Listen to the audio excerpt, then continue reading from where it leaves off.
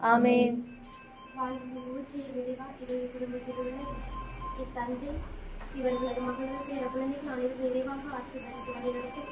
இவர்கள் போகும் பொழுதும் வரும் பொழுதும் இவர்களுடன் இவர்களை பாதுகாத்தரணும். இவர்கள் செய்யும் தொழிலுடைய முன்னேற்றத்தையும் வளர்ச்சியும் தரணும்.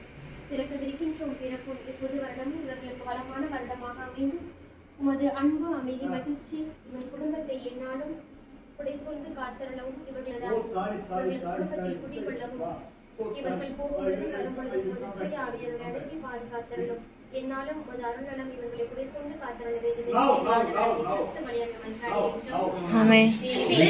Merry Christmas. We